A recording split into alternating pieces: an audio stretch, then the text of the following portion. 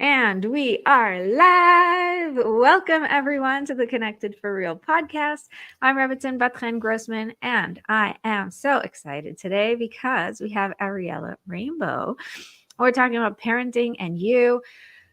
As you guys know, we have the 4 pillars: God, marriage, business, you.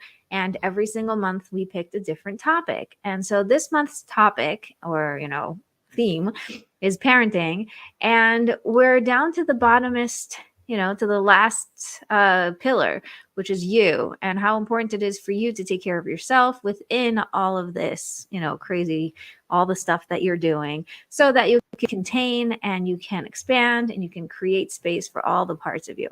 So first, we're going to start with Ariella introducing herself, and then we're going to get right into it. So let's do it. Ariella, introduce yourself. Wow, very exciting to be here. So my name is Ariella, and I am I'm a play therapist and a parent coach, and I help also parent-child dyads. I also incorporate somatic work to what I do, and EMDR and trauma specialist kind of work to help people recover from things they've been through that were difficult. So, I have a private practice up here in the north, and I also see people online virtually.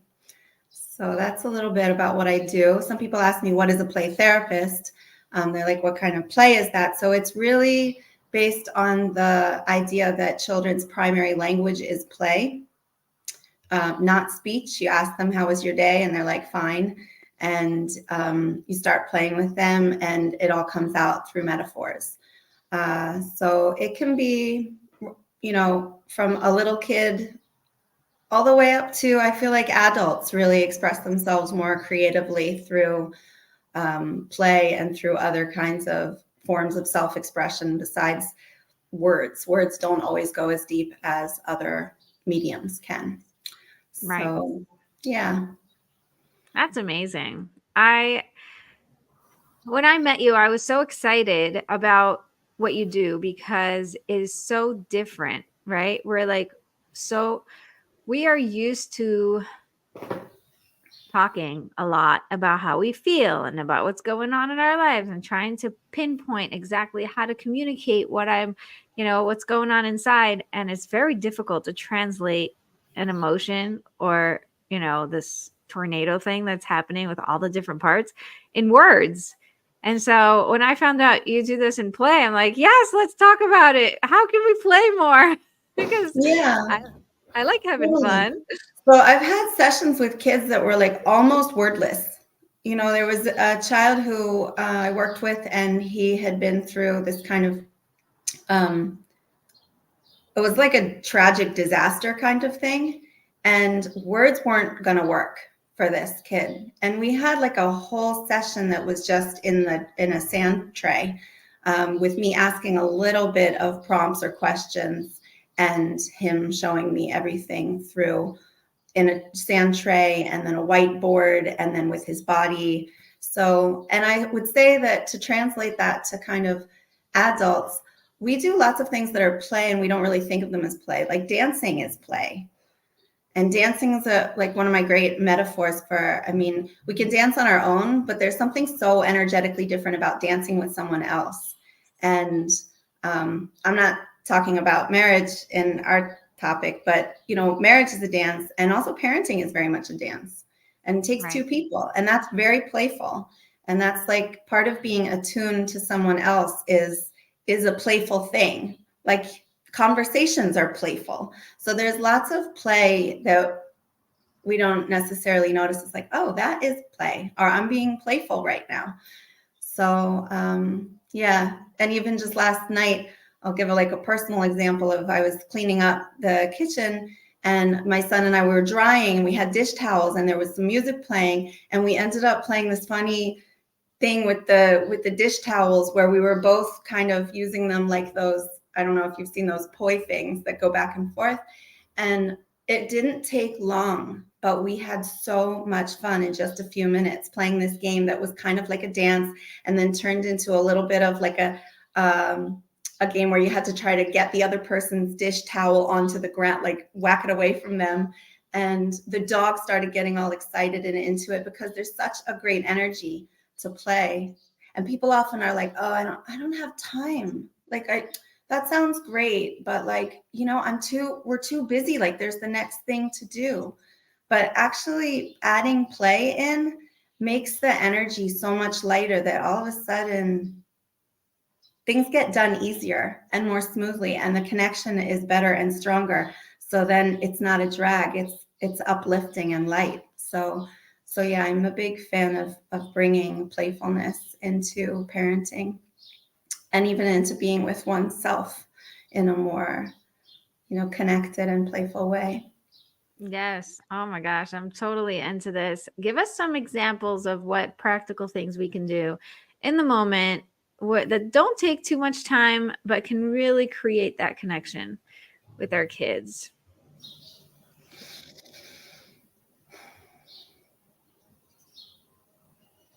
I'm going to start in a different place. Okay. I'm going to start from the place of being attuned. Because, for example, before I start playing with another musician, I have to make sure my instrument's actually in tune, and then we make sure we're in tune together.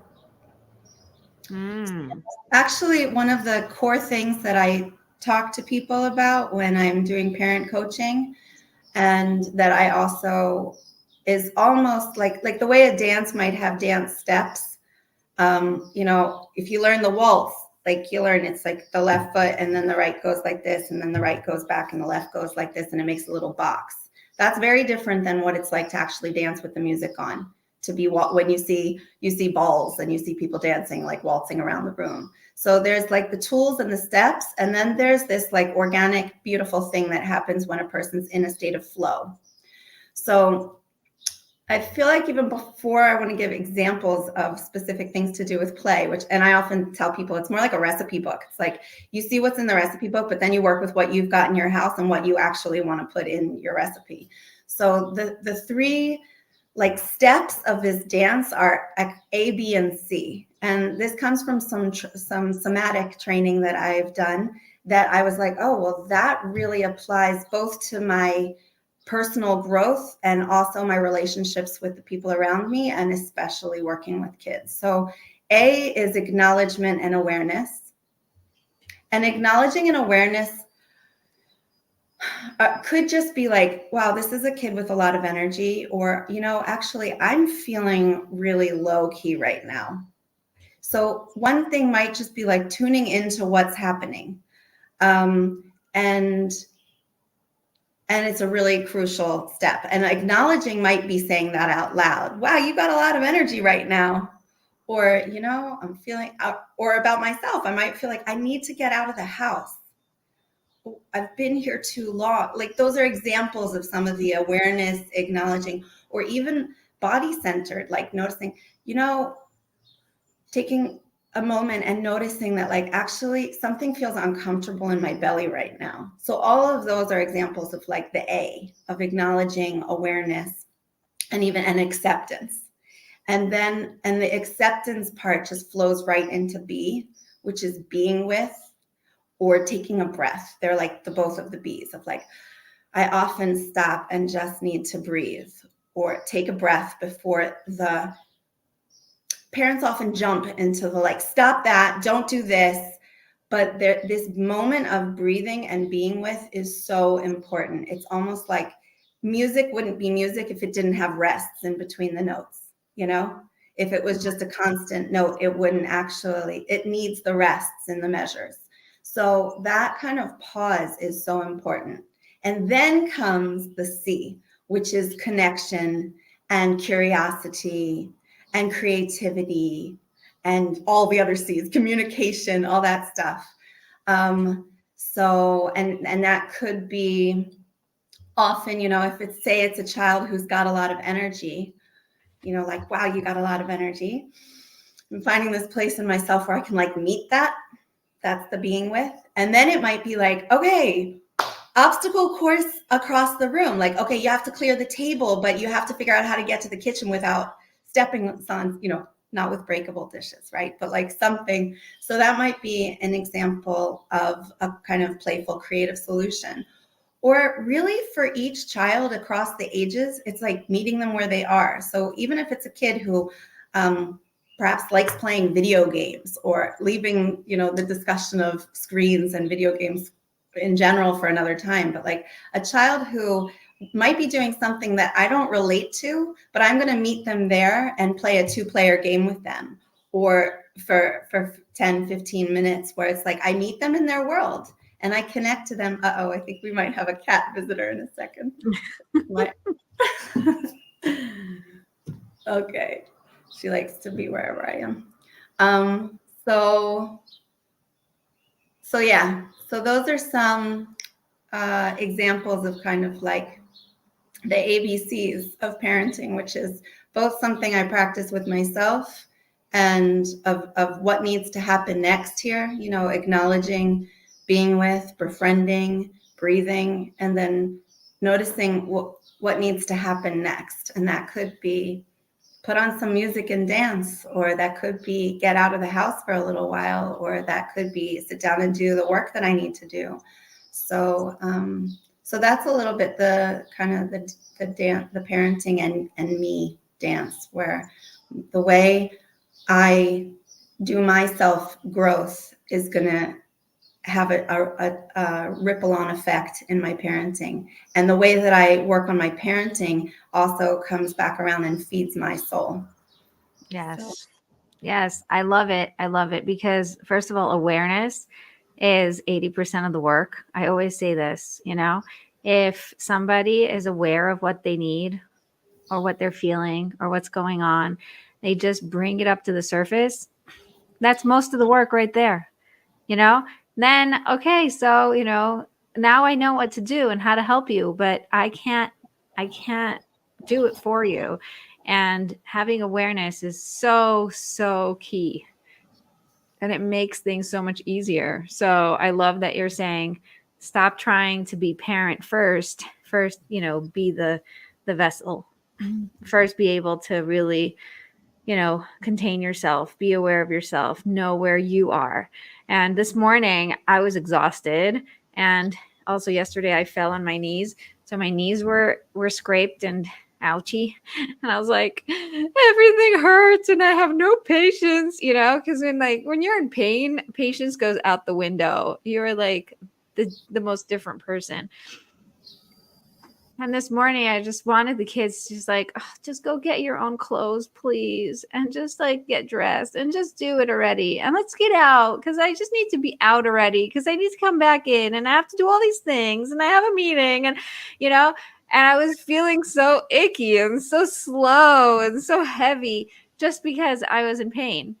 And then once I was able to say that, I was like, oh, because I'm in pain, I have no patience. I was like, just saying it made me realize, oh, okay. I can have compassion with myself. I can get it. Mm-hmm. I get it. There's nothing wrong with me. It's just that I'm having one of those days. Yeah. And so it helped me move myself, a little bit more and just be a little nicer to the people around me just because I was aware of it's not about me. It's really just about what's happening. Thanks for saying the word compassion, because when you said that, the little light went off. It was like, oh, that was the C that I didn't say that's so critical, is that is the compassion right there. And that works for ourselves totally. Like, it's not easy to juggle all of this, whatever it is. And it works across the ages as well. Like, it's not easy to be two. Oh my gosh, to have like all the big feelings, not the vocabulary to express it, or it's not easy to be a teen. To come with compassion, all the self-judgment and the comparing and the identity forming. So really compassion, that C is super, super and critically important. And Dan Siegel, who's a great author, maybe you've heard of him. So he's written some fabulous parenting books, one called The Whole Brain Child. Anyway, so he says, name it to tame it. Sometimes just saying something, giving it a name, being able to articulate it, identify it. And when we can do that for ourselves, I'm just really stressed right now, or whatever it is, or I'm feeling excited. And we can do that for our children too. That's part of our role of being a container and helping to kind of contextualize things for them. Is part of our job is kind of helping them to, in a really non-judgmental way, identify and name feelings. And we can also tread lightly there. I'm like, sometimes if I'm not sure, I'm like, that could be really upsetting, or maybe you're feeling embarrassed, or maybe you're feeling uncertain, and then give a little space for a child to kind of be like, yeah, or no, or which one of those. So yeah, that's part of that. I once did that with one of my kids. And like, it sounds like you're really annoyed. And like, I'm not annoyed. I'm disappointed. And like, wow, you had the words to say that. That was really impressive. right. But it really is very powerful when you leave that space for them to, make it more exact. Exactly. Even that kind of process is helping them focus and clarify, like, no, not that, this. And so even being there and helping them in that process of identifying, what they're going through, what they might be feeling. It's I love complicated. it.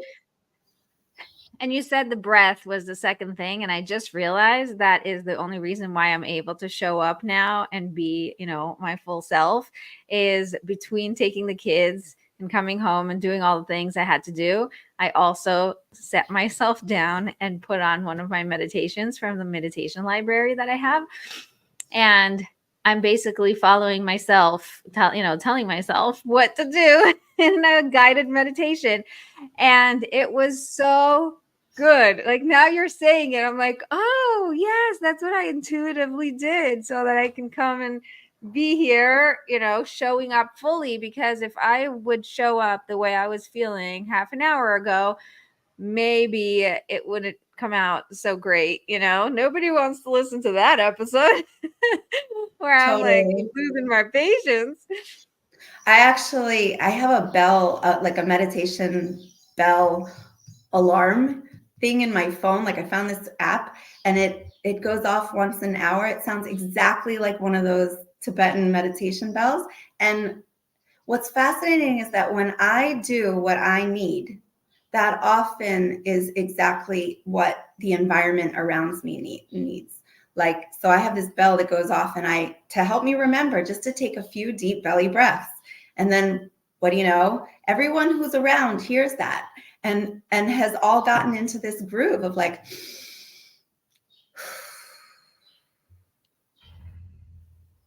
and even doing it just right now, I feel the difference. And so I have this great story my kids never forget, that one day I was like, I need to go find a tree that has fallen over, but it's still alive. And we all went out on this hike to like a forest to go find a tree that had fallen but was still growing. And that was what I needed. So it's often, yes, our kids have needs, and I'm super attuned to what a child, if I'm working in the room with them, or if they're my own children, or if they're, I'm hearing a parent sharing about their child, I'm super attuned to like where the child's coming from. But there's this fascinating thing, this phenomenon of this like golden opportunity for self-growth and self-actualization through parenting, that is about being mindful of what my own needs are, that helps everything run so much more smoothly and beautifully and in an inspired way, really. Yes, and that's exactly what we're talking about today, is that you focus, because a lot of times we're so focused on the child and their needs and how I'm supposed to be the perfect parent for them so that they could be the perfect child. I just had this conversation a couple of days ago with one of my friends who says, I totally think my kid has ADHD. She's 8 years old. She's making me crazy. She sings at the top of her lungs, like 6 o'clock in the morning. She's running around. She's so active. She's all over the place. She can't get herself, dressed, but she does know how, and she just doesn't want to. And all these things she's describing, right? And she's having a really hard time. It's like, okay. And I told myself I'm going to get a parenting coach right as I'm finished with this project. Okay, so the project is finished and now I'm ready, but I'm so scared. I'm like, no, I'm not ready to become the parent I need to be for her to have the perfect parent for who she needs to become. So maybe I should hold off on getting a parenting coach. And I was like, no. That is exactly why you need a parenting coach right now, because you just said the biggest fallacy. You do not need to be a perfect parent for your child to finally get the skills they need and be able to put themselves together. Your kid just needs you to be more centered and to be ready for whatever comes. Like you can be imperfect. We all should be imperfect. That's how we're made, right?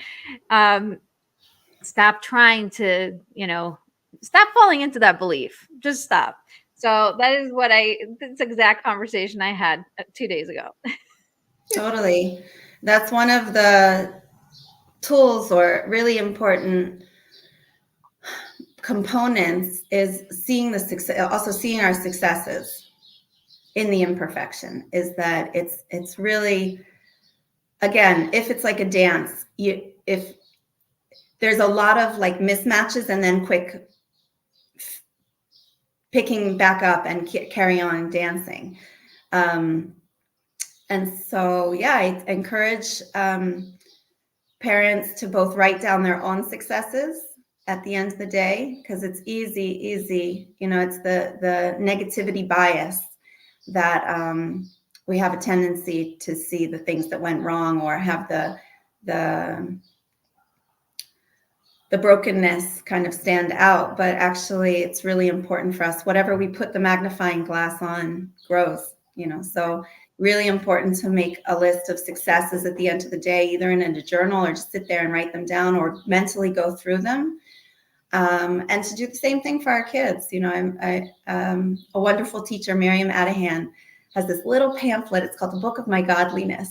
And she talks about how completely powerful and uplifting it is for a kid to see their successes and what they overcame written down. And so, I used to have these little notebooks for tiny ones. The kids would decorate them with stickers or whatever, and they had their name. And from the youngest ages, it would have the things that were either challenging for them or their, what in their 2-year-old, 3-year-old world were working on. They would be written down in this book at the end of the day, and then they hear it written to them. I would read it out to them the next morning when they came for breakfast, or you find the right time, or even just a kid when you might have a shopping list on the fridge, because those are the things that are missing. That's important. You're going to go to the store and get those. But what if you had a piece of paper and you were writing down all the successes and accomplishments of your child on the fridge? That's very validating. So it's not about perfection, it's about progress, but it is definitely what are we shining the light on? Because that's what we'll see the most. Yes. So. And, this brings me to asking you, because I think it's really important for us as parents to hear this. The correlation is made, if you want to help your child, help yourself, and you have to contain them, and you have to, be aware of what they need, and you have to blah, blah, blah, blah, blah. And we have a list of things that we as parents should do, need to do, have to do in order to help our kid thrive. And I feel like that pressure is just too much. Yeah. You just said it. Too much. It's too much. And then at the end of the day, you realize, actually, if God wanted them to have a perfect parent, he would have made you perfect, but he didn't need that. Like, for them to grow up and become the humans that they need to be and become, who they're really being called to become, you need to do nothing. Like, really, you're doing it not for them. You're doing it for yourself, to make your life easier, to make it easier for you to handle what's happening in your own family, in your own home, in your own atmosphere. But at the end of the day, they're going to thrive no matter what. They don't need you to change yourself. I feel like the pressure, when once you take away the pressure, then it's easier to, sort of take a deep breath and pick yourself up and be like, okay, so I'll just do whatever I can. Yeah, I definitely am with you with the imperfect is good enough, and that we will make mistakes. And a lot of I say about relationships with children that actually it's the adult who's responsible for the building, maintaining, and repairing of the relationship. So the thing is, I think we are really important, and I think we are really critical. I think a lot of the unmet needs of children, and no one's going to get through childhood without some unmet needs. That's the way it goes. But a lot of the relational trauma that adults have, it is coming from childhood, from either shaming, from critical parents. So saying that if we just kind of abandon them in the woods and they'd be thriving, they'd be fine, I think we have to take a little bit more. This is Pixie the cat. Hi, Pixie. You want to show off how beautiful you are? Okay, come here. So yeah, I have to do cat therapy, play therapy as well. I've sometimes noticed like this cat is bored and needs something to do, and I go find some hairband or something, and then my husband jokes I do play therapy with the cats. So no, I think what you're saying is, I'm not saying abandon your kids, but I'm saying the pressure of thinking that you have to be something, you like all the pressure is on you to be the parent and to contain their craziness and to change them and to help them change their ways and change their personality and change, and figure out what works for them and give them the skills and give them the tools and right? Like the to-do list is just so big and so overwhelming that, and at the end of the day, like you said, we're all going to end up, with something, there is not a single person who cannot blame their mother for something in their life. Right. And I think as a mother, knowing that, I have a lot less pressure to try and not, try to avoid doing things that are going to, scar my children forever. Right. I make my rules, I do my things, and then like, I'm really sorry that this doesn't work for you in your life right now, but this is our rule in the house, right? And it takes away from the pressure of having to accommodate them and make sure that they're okay with everything that's going on. But at the end of the day, that's going to just, backfire. Totally. I'm thinking of the like garden metaphor here, because we are not their everything. Even when you're a connected, confident, playful parent with a good relationship with your child, which is that's my passion, to help parents get to that. You want to be a famous cat on a podcast. We're not their everything. And I think about gardening as a great metaphor of like trying to get the right conditions going, but we can't make a carrot grow any faster than it's going to grow. We just kind of are trying to do our best to understand. And parenting is often about kind of like getting a seed or a little sapling or a little something that you don't even know what it is. It's like getting a little mystery plant from the nursery and kind of having to figure it out as we grow. Like, okay, it's turning a little yellow over there. Maybe it's getting too much direct sunlight. Let's try over here. And trying to help a child thrive is a little bit about kind of seeing what a child's talents or skills or abilities are, and working with what is hard for them, helping kind of create the best conditions for them to grow. But no, we can't make them grow. And, just like those we can't even make a child sleep, but we can create the right conditions as much of like kind of conducive environment for going to sleep. So we're kind of like the the gardeners on that level of like trying to create the most conducive environment for adaptation, for resilience, for growth, and all that stuff. So I love yeah. this. I love this metaphor because, what you're saying is you get this, surprise seedling thing. You have no idea what it is. You put it in the ground, you try to figure it out. You realize, oh, it's a carrot.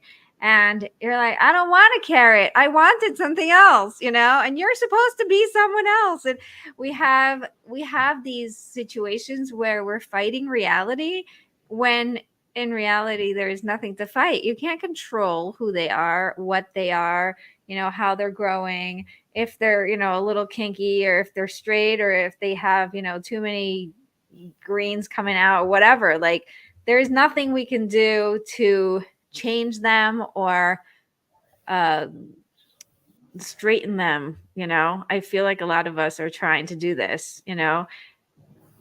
Take a deep breath. They just are, and control what you can control.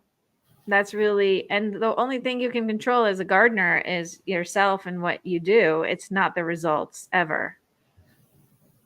Yep. Can't turn an apple into an orange, but we can still try to learn what helps an orange tree thrive. Like yesterday, I was talking with my friend, and she used to have all this grass in her backyard. And I was like, "What happened to your grass?" And she said, "Well, it turns out my orange tree was getting too much water, and it was only producing like one orange a year. And I'd rather have a fruitful orange tree than grass. So I'm not going to water the grass now because I'm trying to help my orange tree." And that was a great example. It's like, there's all the information inside this orange tree to be this great orange tree, but we can check ourselves. Like, what am I doing that is either helping or hindering, and make changes along the way. So yeah, I actually thank you for making the connection, because I hadn't thought what a great metaphor her orange tree was, and hopefully she'll have lots of oranges on that tree now. But yeah, can't change what the plant is, but as we go, trying to be in touch with and notice. A lot of noticing. I think there's a lot of, which is stepping back. I mean, when a painter looks at their painting, they usually take a few steps back to see what's going on there and what needs to happen next. And that's the process that we can't necessarily, it doesn't unfold all at once. Right. It's a slow unfolding process. And I love the mixed metaphors that are going on in my head right now, because, you're talking about grass versus the tree, and she's choosing the tree over the grass. And then the metaphor that went in my head is like, the grass is always greener on the other side. Like, a lot of times we do things as parents because what other people are going to say matters more. And we want to make sure that our grass is green and that it looks okay, and that we're, if anybody catches us doing this thing, then they'll be so proud, or I'll get the Mother of the Year award or whatever. And at the end of the day, it's like, stop watering the grass. It's not actually helping your tree. Please make what matters most matter, and everything else not matter. And it just popped in my head. I'm like, oh my gosh, mixed metaphor, crazy thing going on in my head. Cool. Yeah, often it's about saying it's not necessarily a big deal if a kid gets to school a couple minutes later, if they went to school with their battery fully charged, if it was like in a loving, sweet way. And it's about knowing what matters, and those moments of like, the grass or the tree, the grass or this orange tree, what matters more? That everything looks orderly in the house, or that we have a house that's vibrant and alive, and that we've got energy and love here that's positive. So it's finding that the balance, and also clarifying what are the priorities right here. That my backyard looks green and grassy and looks nice, or that this other important growth is happening that I want it to, that is going to take some sort of sacrifice. Something has to give. Right.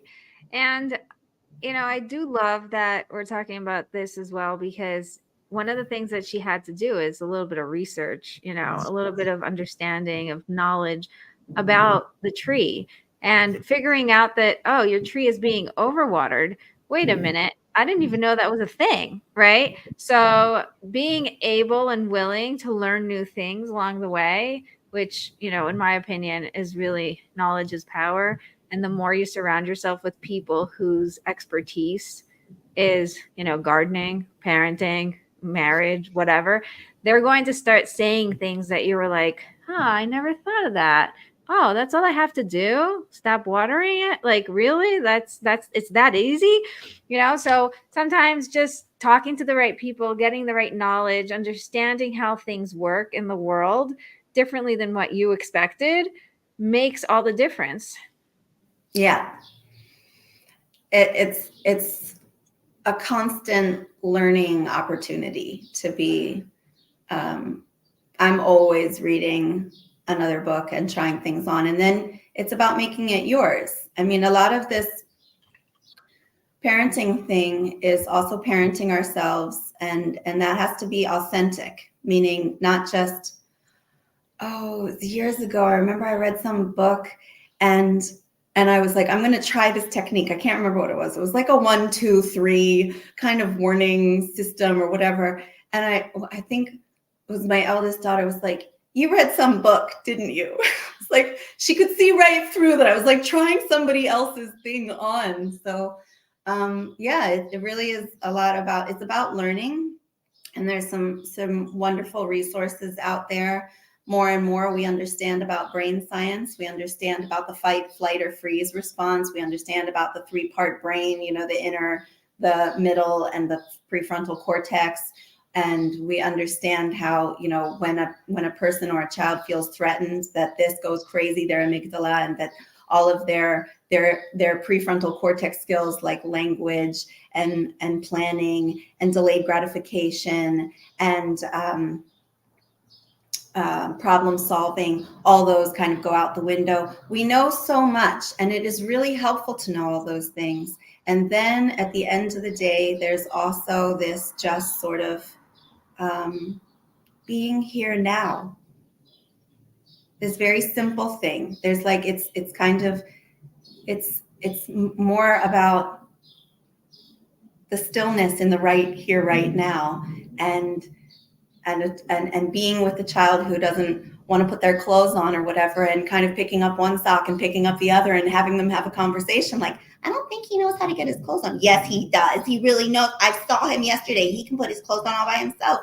And so there's this, it's like, there's lots of knowledge, and if we can absorb it and go in, but then at the same time, just as much as the more that we can kind of completely be present in the moment with ourselves and with whoever we're with, whoever's in front of us. Right now, for me, it's you and my cat who's behind the screen. That's really tremendously powerful right there. Right. You also reminded me when you said writing down things. I had this, I use it sometimes, like every so often when I see a kid is like really, really like all over the place. I sit down, I'm like, wait, we have to write your rules. Cause when you're the queen, you have rules. What are your rules? Well, my rules are everybody has to eat ice cream all day long. I'm like, okay, 1 second. And I designed their name with a little crown and all these like fancy things around. And I start writing like the rules of the queen, and I put their names. And it's like, okay, rule number 1, everyone has to eat ice cream all the time.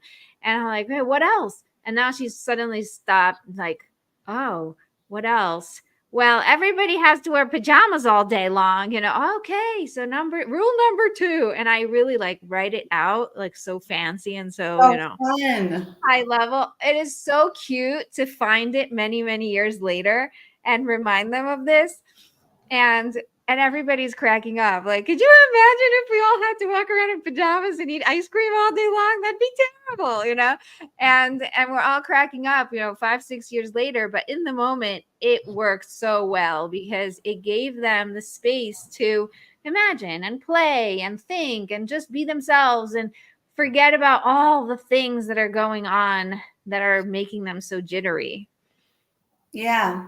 And empowering. That's the word that was coming to mind. It's like you just gave them power, because it's one of the things that it's difficult for us, and especially difficult for kids, is how profoundly powerless we can be. And especially for kids who don't necessarily, they feel like they didn't choose their parents. They didn't choose where they live. Maybe they didn't choose where they go to school. They didn't choose lots of things. And so those moments of empowerment and giving them power, they're not happy at school. Okay. Yeah. If you were the head teacher, if you were the principal, what would you do? If you ran a school, what are some of the things that you would make sure? And that gives them, like, in fantasy, you can give a child something sometimes what they're lacking, and that helps. That is therapeutic. And that's one of the things that I do. I run workshops that are lots of fun and give parents like therapeutic skills, because I always say, like, I don't really have a magic wand. I do what I do, but I really believe that parents can be given over a lot of these therapeutic skills that a therapist has. And I'm with a child once a week. Parents are with them, 24/7 or something like that, and are so vital. And so those moments, like that playful, I was like just wanting to be your daughter right there, because it's just so nice to have, instead of like, well, that's ridiculous, or that to go with it, that you went with it and you're like, let's write that down, and Right. let's put up a proclamation. It works extremely well when you have like very power children, right? The ones that something great is going to come out of them, but right now they're just too little to figure out how to harness all that power. It is so powerful for them, because they're like, oh yeah, one day I will be able to make decisions, and I will, have a say. And then what will I do with that power? So it's also a little bit of like allowing them to figure out what matters to them, and what, almost like find yourself type of thing. Yeah, they're getting to try it on. Yeah. Mm-hmm. Yeah, it's really fun. What other ideas do you have for us? Well, it helps if I have a topic, like parents kind of talk in a global way, and then I'm like, okay, give me a specific, and then we can work with it. Some of the things are like not cooperating or not listening, when a parent asks them something, or it could be getting ready on time. Sometimes those are some of the big ones, or losing temper, like freaking out about things. Those are some of the examples. Choose one. So I'm This is going to go with. Why don't we, if you want to, take something real for you, if you've got something. So I am not saying this is real by any means, but I think that a lot of people with teenagers have a hard time helping them get out of bed and going on time, and starting their day. People have a really hard time getting out of bed. Yeah. I just did coaching on this last year, and it changed my whole morning, because I finally I had a real transformation in my decision making about not snoozing and not staying in bed, and just do it, so every single morning I get up even though I don't want to. And I really understand them, because it's not just because you're teenagers, because it's hard to get up and it's so fuzzy and yummy inside, right? So how do you help them choose to get up and start their day? Because Right. I you see that they're frustrated, you see that they want to succeed and they're just not able to. Yeah. Well, so we're talking about will here. Yeah. Yeah.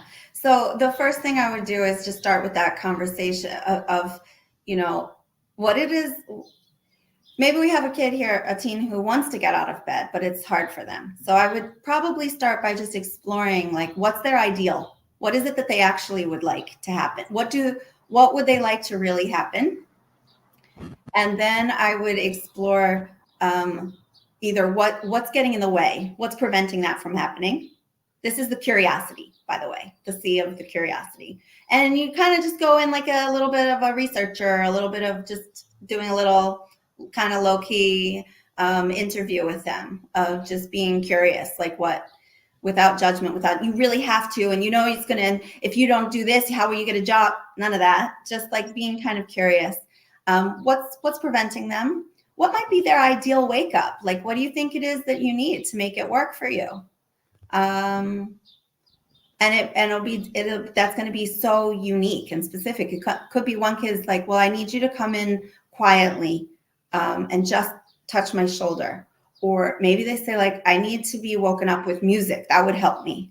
So there's devices like Amazon puts out this Echo Dot or whatever that's like no visuals, but you could have an alarm that just goes off that wakes you up with music. So those are some of the starting points that I would take for a child to, like, because if it's my will versus their will, then there's this phenomenon called counter will, where I'm trying to do something and I'm going to then be pushing up against their will. So the more it's really coming from their will, like often, parents will provide some, like, present some sort of challenge. I'm like, well, do they want to get dressed on their own? And they're like, no. Okay, interesting. So then things really are going to be much more successful when they're starting with self-will. When you want to, you will, and when you don't, you won't. So it's kind of like about the arousing that in a child, or like you said, it's about awareness. So it's really about helping them, and as they become older, it's really more about stepping back, so that we don't keep pushing into the counter will, and helping them figure out their solutions. What is the problem, and what are the solutions that's going to work for me? Because it might be really creative, but it might not be what I think, what the solution is that works for me. And it might be like for you, maybe it was like ignoring that snooze was like a no for you, maybe. I'll tell you what the crazy thing is. Now that you're talking, I remember myself, being the same way, not wanting to get up, staying in bed as long as I can. And my father would walk in and be like, we're leaving the house in 5 minutes. If you're in the car, I'm leaving without you. And then I would have exactly 5 minutes to get up. I would jump out of bed. I would get dressed quickly. I would grab a granola bar. I would run out with my backpack. And I was always on time in the car before it was time to leave, right? And so I thought, like, I'm really good at getting up in the morning. I don't need that much time. And so I could really sleep in and all this stuff that I was telling myself. But then I got married, and my husband says this is the funniest memory he ever has from like our first week, of being married. The alarm clock was on his side of the bed. I'm sleeping. And when the alarm clock went off, I got up, jumped over his bed, reached over, snoozed it, went back to my bed, went to sleep. And he's like, you were already up. You already moved. You already came across the entire room. Like, what were you doing? What do you mean? Isn't that normal? Like, doesn't everybody snooze? And he was like, no, that was crazy. That was ridiculous. I've never seen such a thing. Right. So just awareness of, oh, it doesn't have to be that way. And then my next big thing was I realized I actually hate being woken up by an alarm clock. I want to be woken up by, either light, noise, humans, my awareness. Like, I don't want to have to deal with some like noise or something that's telling me what's going on, And so yes, very much, very much. I do not like any of that stuff. And once I let go of the alarm clock and I was like, I do not like alarm clocks. I do not want alarm clocks. I just want to be, naturally woken up. I naturally wake up before the kids. I naturally am suddenly like, oh, I think it's time to wake up. And it just happens from within. Wow. And it helps me be like, oh, look at that. Isn't that cool? Like, my body has this ability to know what to do without having to be forced from the outside. And it feels really nice. So then my next step was, okay, so now I need to get out of bed before the kids, because that's my goal. Is like, if the kids get into my bed, I will not come out. Like, either we're snuggling or we're fighting or they're fighting over who's next to me. It's just, I can't stand it. So I've been. How did you figure this out about yourself? About the alarm clock thing? I'm always on a mission to find what works for me And I think, the awareness piece is really great. It's stopping and really being like, wait, what is going on? What is my, like you said, what's my ideal wake up style? And I was like, if I was a millionaire and I have to do anything and I could just do whatever I want, I'd have this beautiful room with, the big light, the big window and light curtains and blah, blah, blah, right? Like my big vision. And I wouldn't have an alarm clock in the room. I would just wake up from the sun and the air and the birds and the noise and whatever. And like, I would get up and start my day and just, do the things that feel good and have things going on that I'm going to, like, if I was a millionaire, I don't have to do I don't have to do anything, but I want to be around people and I want to be helping and serving and doing the things I'm doing, right? I probably would not stop working in what I'm doing now because this is part of my millionaire vision is like, hey, if I get to choose, then I'm going to choose the thing I want to do. And so here I am serving people and being, my best self. But it's these games that I play with myself about like, if I get to choose, then why do I need to do someone else? Like what works for someone else? And it's really, really great. Right. You figured this out about yourself. And that is the greatest tool that we could give to a child, because we get these precious years with them. That expression, the days are long, but the years are short. And I love it. And they're going to be their own people. They're not going to have a father saying, wake up, we're getting in the car, 5 minutes to go. Like, and this is this process of giving our children skills that they'll be able to be independent adults who can also figure out what works for them and doesn't. And, the more we're able to, I think, help them tap into that at a younger age, the better we're giving them a foundation for being, confident, capable adults as they go along. Yeah. And you're asking me how I got to this. I think it's really important to also say it's in stages, right? Like you figure out one thing and then you live and you figure out another thing and then you live more, right? Like when I have newborn babies, so my rule is 6:00 is morning. Like anything before 6, I put them back to sleep or I go back to sleep, whatever. As soon as 6:00 hits, it's like, that's it. Don't fight it. Just get up, start the day. And as soon as I made that rule for myself, it made it so much easier because now I don't have to decide, should I get back into bed? Is it worth it? Are the other kids going to wake me up like really soon? Is it whatever? It's like, no, there's a rule. 6:00 is morning, that's it.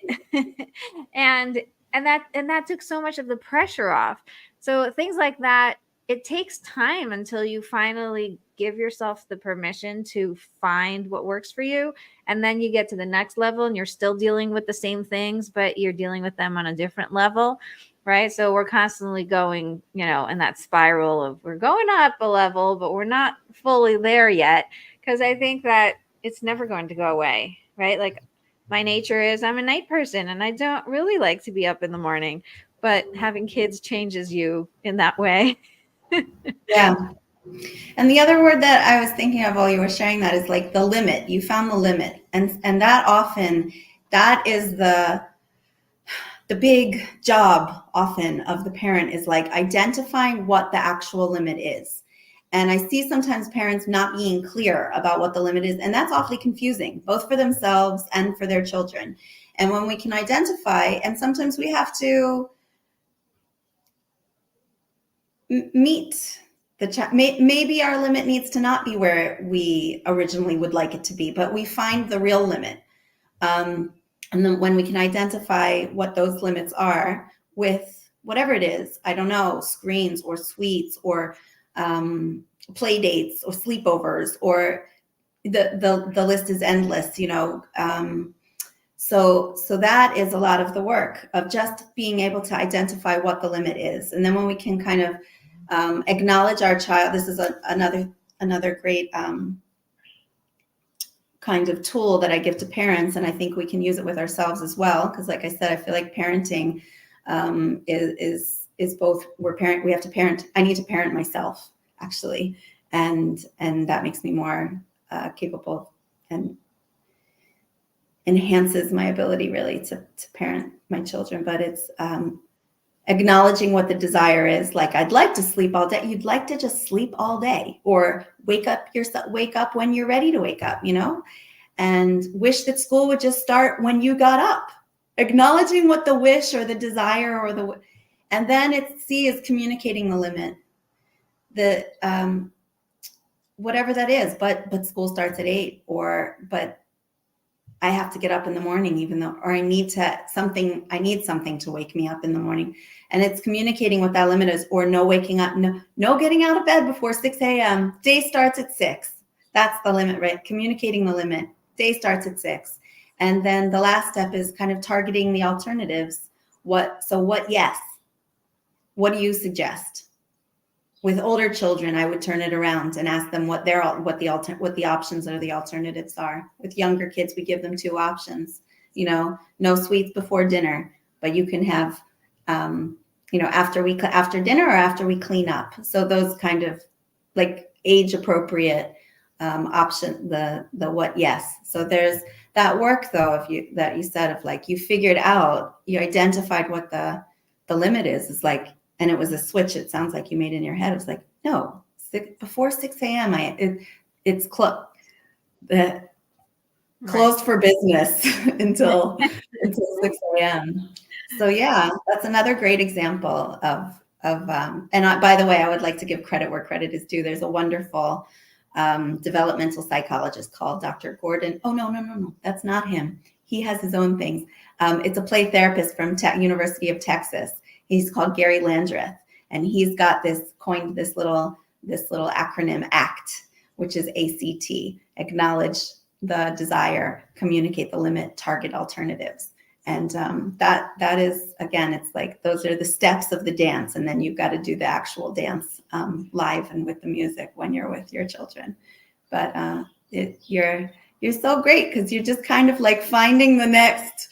You have to find the nuggets. It feels like gold mining with you. Like you just go find another gold nugget.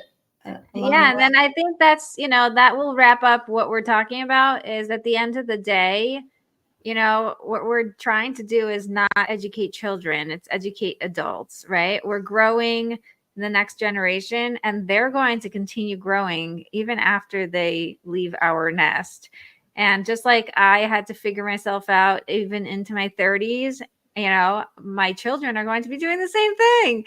They're going to find what works for them, and they're going to become parents and be like, oh, I don't know how I can handle this. I thought I had it all figured out, but these people, these little children are, changing all my dance moves, and I have to figure it out again. And then, with time, really all we can give them is the courage and the ability to know that you're constantly growing, and you have to constantly be educating yourself and investing in yourself and in the skills and tools that you have. Like, there's nothing else we can do for them. We can't give it to them and say, here, I did all the work for you. All you have to do is follow, the binder, on page 37, and you'll be fine. Life will be good.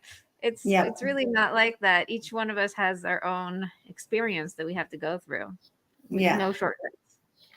We can just be pioneers in the path of self-growth and development and awareness, and have patience for the process, both with ourselves and with our children. Yes. So Ariella, tell us how people can find you and where they can work with you.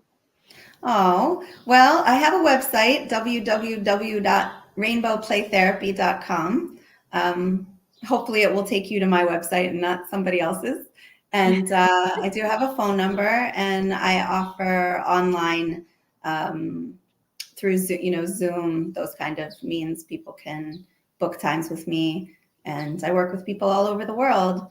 And yeah, you've got me going, and we could talk all day. So if you want to contact me, happy for anybody who feels like I could be an agent of change and help for them to reach out directly. It's my passion is helping children through challenges and helping parents also have thriving relationships with their children of all ages. So I love that. It's been a pleasure. Yes. Thank you so much, listeners, for coming with us on this amazing journey. And make sure you tune in next week for another amazing episode.